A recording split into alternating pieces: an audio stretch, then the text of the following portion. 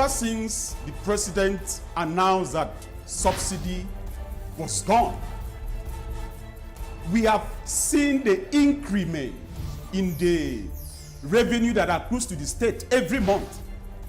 But right now, many people are still channeling their attention to the federal government. What happened to the 36 governors? I'll speak with Honorable Clement Jimbo from Akwa Ibom State on the state of the nation. You're watching the Hallowed Chambers on TVC News. I am Jesu Adil.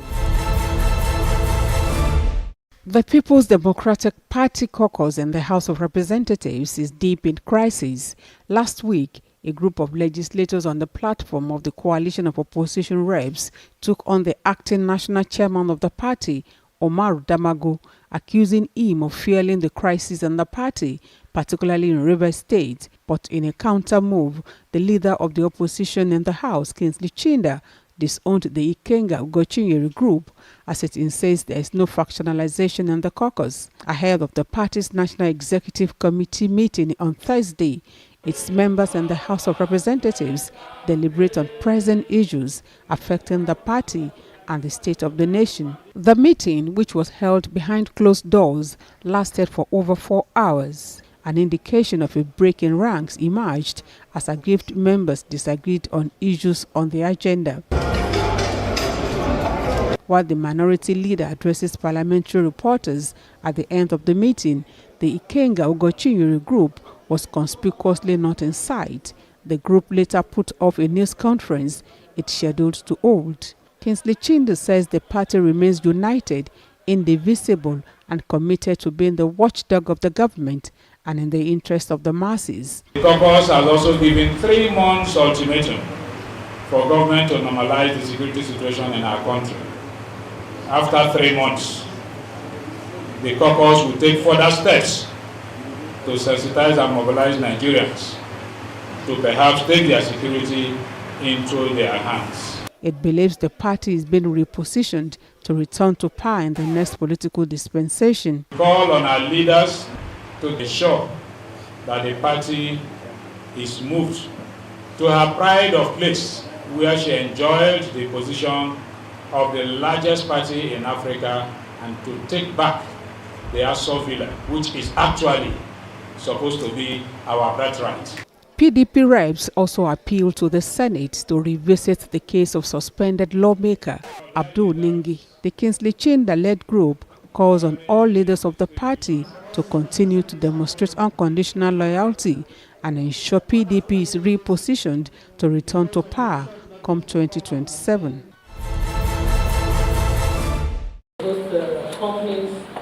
For some time now, a joint committee of the House of Representatives has been playing host to multinational oil companies and others doing business in the Niger Delta region. At its resumed sitting, the committee takes exception to the non-appearance of the chief executive officers of some of the invited companies. The panel also threatens to invoke its constitutional mandate to compel the appearance of heads of organizations it says have repeatedly ignored its invitations. The Joint Committee wishes to unequivocally state that it will employ all the constitutional means at its disposal, including the invocation, Section 89D of the Constitution of the Federal Republic of Nigeria, as amended, to compel them to appear before the committee. One after the other, the companies speak on their adherence to the provisions of the PIA, which spell out their responsibilities to host communities. We also do have in Appendix 3, remittance advice of CNL's payment made to the Host Community Development Trust for the period 2022 to 2023. The construction of the road leading to the truck park at Esunk, Otan, Calabar, it was constructed by our company. The sponsorship of host community sports competition. We have 8 impacted communities. It was a bit difficult bringing them all together to nominate persons from their community to be on the board of trustees. We couldn't get results up until sometime last month that all of them were able to align. They paint a picture of compliance, but the legislators do not seem convinced. You have already claimed, and you are on oath, that these projects were executed. And this is the reason why we want to see the MD, so that when the MD is talking here, he's on oath. You know the implication. To better fight the cause of the host communities, the Joint Committee announces its readiness to go for an on-the-spot assessment and see for itself the visible and tangible infrastructure by the companies to improve the lives of the people in their areas of operations. Understanding the challenges and achieving improved revenue in the maritime sector form the basis of the interface between the Committee of Port and Harbour and sector operators. As government continues to make efforts at securing the $1 billion for the rehabilitation of the ports, lawmakers say the current internally generated revenue of the Nigerian Ports Authority must rise, particularly through blocking of every form of revenue leakage. Speaking to a community of terminal operators, the committee describes the maritime sector as a viable source of economic diversification. We are aware that some of you people, their concession agreement is still on. Some have been renewing it their own. There are a lot of issues, so It is an opportunity for the council to share challenges and prospects for better service delivery. What we are asking, with their model avoids, there is no human interface at all. So it doesn't give room for leakages and shortfalls. So we are requesting, and most of our stakeholders are here, if they can adopt that model. Want to have your copies of your concession agreements.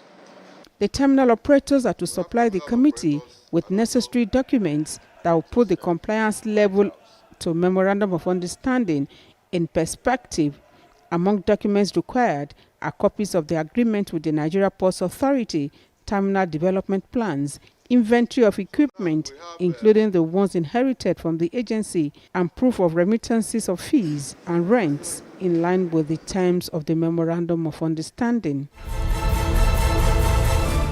In 2018, 6 registered Cameroonian refugee professors and 4 Nigerians were arrested in an Abuja hotel by security agents from Cameroon and Nigeria. The professors were repatriated to Cameroon, tried by a military tribunal for terrorism, and sentenced to life imprisonment. Since then, their fate continues to hang in the balance. Through their counsels, the petitioners say, having lived in Nigeria for more than 10 years before their travails, they are protected by the Refugee Convention of 1951 and its protocols of 1967, the Universal Declaration of Human Rights, and the Refugee Act of 1989 as amended. They insist the arrest and subsequent conviction were illegal, unconstitutional, and illegitimate. You cannot negotiate with somebody who is not free. One of them, that former deputy registrar at ABU, he was 65 years old. And according to the law of Cameroon, you cannot sentence a man who is 65 years old with life imprisonment. They fined him the equivalent of $533 million. They were arrested here in Nigeria. They were living here in Nigeria. And they were not charged here in Nigeria. Where were they in Cameroon committing these offenses that they were charged in Cameroon? They seek the intervention of the federal government in getting freedom and justice for the professors. The petitioners also express confidence in the ability of the parliament to wade in and ensure justice is served. And the federal government of Nigeria to intervene diplomatically and by other means to first of all secure the release of these people, their liberty, and then if they are free, it is now up to them to lead their people one way or the other to negotiate, either to negotiate with the Cameroonian state or whatever. The petition wants the government of Nigeria to take action and implement the rulings in the 3 judgments of the Federal High Court of Abuja in 2019, ordering the release and compensation of the petitioners. It's still the hallowed chambers, and my guest today is an honorable member of the House of Representatives. His name is Honorable Clement Jimbo, and he represents Abak Etimekpo Ika, Federal Constituency of Akwa Ibom State. He's also the Deputy Chairman of the House National Planning and Economic Development Committee in the House of Representatives. Thank you for joining us on the Hello Chambers. Thank you very much for having me. Let's start with the very present challenge we see currently in the country, and going by the committee you also are in. What is your take about what Nigerians are passing through? Because a lot of people are beginning to ask questions. What are their representatives doing? They're beginning to sort of lose a little bit of confidence in representation because they are not seeing an ease, to their suffering. It keeps, increasing on a daily basis. What do you have to say about this? Well, thank you very much, and once again for having me. Nigerians are seeing what we are doing in the 10th Assembly specifically, because number one, starting by the name we've chosen to call the 10th Assembly. We said it is the People's House. By that implication, the House is for the people. And ever since we were inaugurated on the 13th of June 2023, the first critical assignment or challenge that the executive posed to us was to pass the supplementary budget.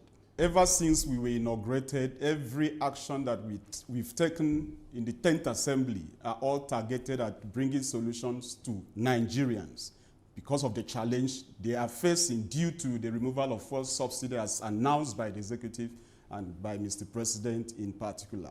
So we first passed the supplementary budget without wasting time for the executive to have what to use to apportion different palliative measures for Nigerians. That's number one. Then number two, we've equally deemed it necessary to move a whole lot of motions on infrastructures, because part of what is creating this gap in developing Nigeria is because of so many infrastructures in Nigeria are not in their right position, and we had to bring this to the fore for the executive to equally do something about it. So what we did last year, most of those infrastructural motions have found their way into the 2024 Appropriation Act that has just been passed into law. So that is what Nigerians are doing, the 10th Assembly is doing.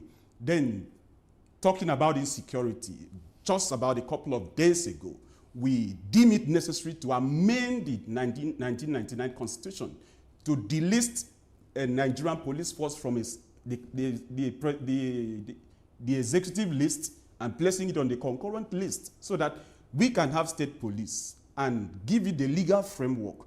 So by and large, where we are today as a nation, it didn't just happen because of 2 days event of last year, of a year before last. It is as a result of many neglects of decisions that our leaders failed to take.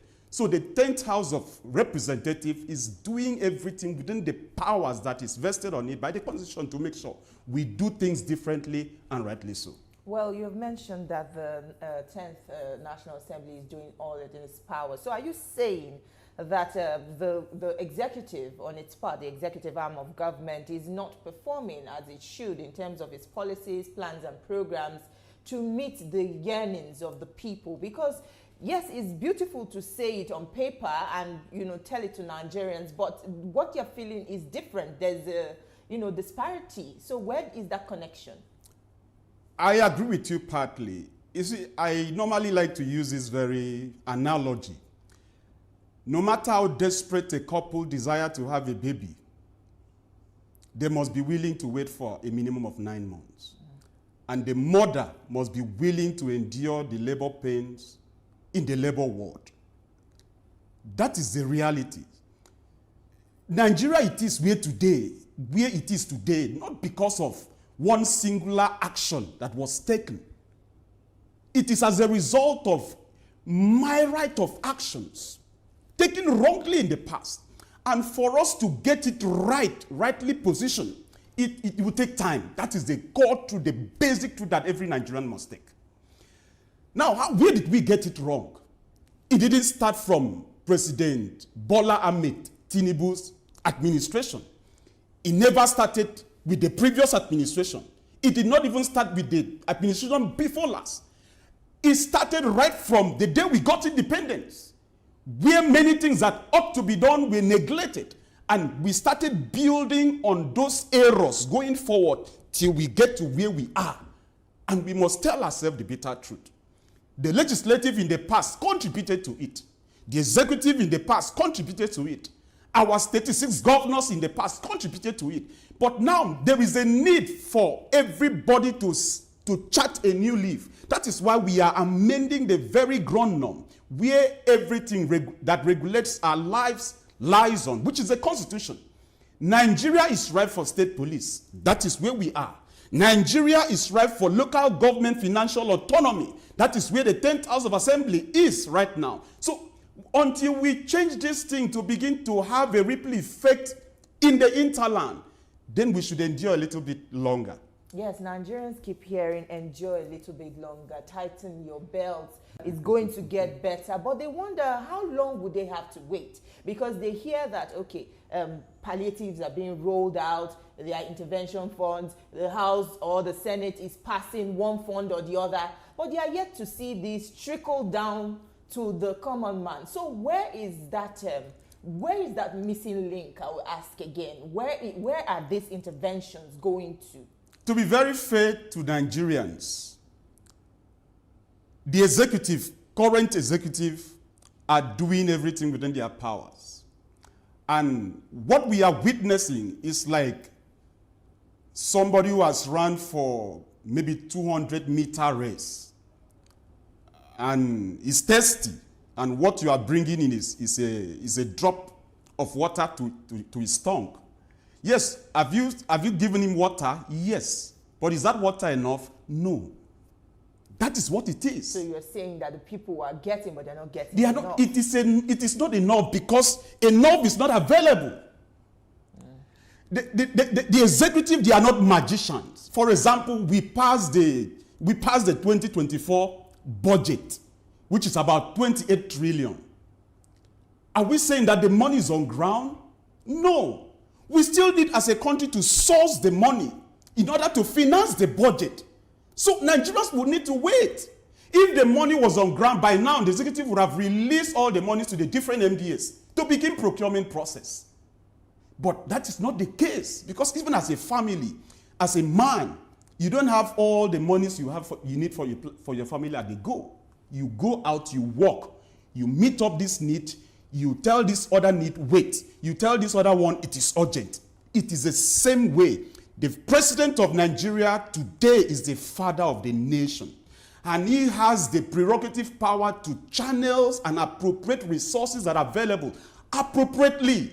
And sometimes it will not go round at all at the same time. That is where we solicit for Nigerians to still have patience. But certainly I can tell you that this administration and the 10th House of Representatives and the National Assembly as a whole, we are doing everything to make sure we solve these problems once and for all. There is a growing debate now of who is to blame for the current economic challenge that Nigerians face. Should it be the current administration? Should it be the past administration? Or should it be the state governors who they say have gotten, funds from, revenue accrued from the removal of fuel subsidy? Who should be held responsible? Ever since the president announced that subsidy was gone, we have seen the increment in the revenue that accrues to the state every month. But right now, many people are still channeling their attention to the federal government. What happened to the 36 governors? About 3 days ago, we moved a motion in the floor of the National Assembly. Say, look, the funds of the state government have increased. Why can't the state government equally synergize with the federal government to allow this thing go down to the barest minimum? This is the challenge National Assembly is having. We don't have the police, the army, the DSS that move around with us, that police us. But the executive do. The federal government, they do have. The state governors, they do have. So that completely barriers the people from getting access to them. Every process that wants to happen comes to the National Assembly because we are vulnerable. We are the people. So we must equally talk to those that we know resources have been channeled to them to please, for crying out loud, lose your guard. As for the 10th House of Assembly, we are doing our best, and I can, without overriding on the decision of the presiding officers, majority of us believe that this country is ripe for local government autonomy and state All right, policy. we'll still talk more on that, but we'll take a quick break now. Don't go anywhere. We still have more for you on the program. Stay with us. We'll be right back.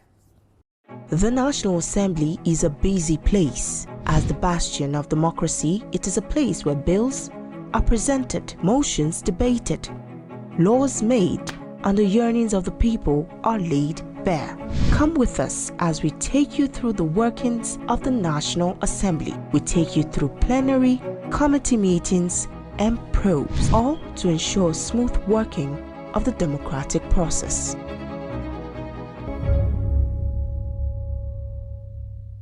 Thank you for staying with us on the Hello Chambers, and my guest remains Honorable Jimbo Clement, and we have been talking about the prevailing economic challenge the country faces. Now you're saying that the state governors should loosen their belt and let down their guard. Now we see in the Senate bills springing up for development commissions. We see the Southwest calling for a development commission. We see the Southeast saying, many regions are now calling for a development commission in their region to ease the sufferings. Absolutely. Is this a possible answer to, salvaging this situation? It's one of the answers. It's the right step in the right direction. You will agree with me, the agency that was created in the Niger Delta Development Commission in 2001 or 2001, I want to believe. I'm not quite sure. Take it or leave it as added to the development of the Niger Delta 9 states. So the Northeast Development Commission is equally, it was created. Take it or leave it, it has added to the development of the Northeastern state. And the Southeastern, I think we passed the bill into law. They are equally agitating for the creation or establishment of the Southeast Development Commission. And if the Southwest is equally agitating for it, there is nothing wrong. And I will equally advise the North Central to equally do so. These are avenues where resources can be channeled for the development of regions, of zones. I know you would ask me, okay, Niger Delta, so much has gone into it, so much has been stolen and blah, blah, blah. I was going to come to that. Take it or leave it. It is not 100% that is stolen. Okay. Even it is at the end of the day, 1% is used for the people. It is a plus. Yes, it's a healthy development. All right. A lot of people also believe that oil theft is one of the issues that should be discussed because the country loses lots of barrels of crude on a daily basis to oil theft, majorly in the Niger Delta region where you also come from. Why is it so difficult to manage the situation, and it seems like a sabotage in the system? Yes, of course, there are sabotage. There are sabotage. You can't take that away. Sabotage on the part of the communities, sabotage on the part of the IOCs, sabotage on the part of security agencies that are even saddled with the responsibility of protecting these things. So that is why we have a government. A government should be able to have its own intelligence on ground to fish out anybody that tries to negate the positivity that you are trying to do to the people. But I must give it to the administration without having to praise them, because when this administration was inaugurated, I think the OPEC quota for Nigeria was about 1.75 million barrels per day, and we could not even meet the OPEC quota. We were running at about less than 1 million barrels per day. But right now, the latest report I was privileged to see on NNPC window was that we are at the region of 1.6 million barrels per day. So that is a plus. And that is that credit is given to this mission because they have given the right direction and the right instruction to our security agencies, the civil defense, the Navy, and any other agencies of government that are saddled with the responsibility of protecting our oil installation. And of course, the private security outfit that was equally asked to intervene, the Tantita, they are all working in synergy to see that. And the House, the 10 House of Assembly equally deem it necessary to set up a special committee in the House that is going to run in the lifespan of the House, a special committee on oil theft. And by the grace of God, I'm a member of that committee. So we have interfaced with all the different head of agencies that are saddled with this responsibility on a fact-finding mission. And it is mind-blowing what we have discovered. One more question before I let you go. As a representative of the people in Akwa Ibom State, what kind of attention and intervention are you hoping to bring to your people? Because they also have their challenges. So how are you hoping, to represent them in the House of Representatives and bring, ease to their sufferings? Thank you very much. Throughout my electioneering campaign, I promised my people three things. First is effective representation. Second is responsible leadership. Third is shared prosperity. And without having to blow my trumpet, within these first 7-8 months that we've been on the saddle, I have been able to live up with these three responsibilities with practical examples. When I was inaugurated on the 13th of June, the first thing I did was to dive into the 2023 budget, which I knew I still have time to administer that budget for my constituents. And I saw a whole lot of projects that were included in the budget. It is my responsibility to make sure those projects were implemented. And I can tell you here that over 90% of those projects have been implemented in 2023 alone. That is our package for you this week. You can see this episode again on TVC News YouTube channel. Do not forget to like, subscribe, and share. Also watch a repeat broadcast at 7 a.m. on Sunday on TVC News. Thank you for watching. I am Tijesu Adiri. See you next time.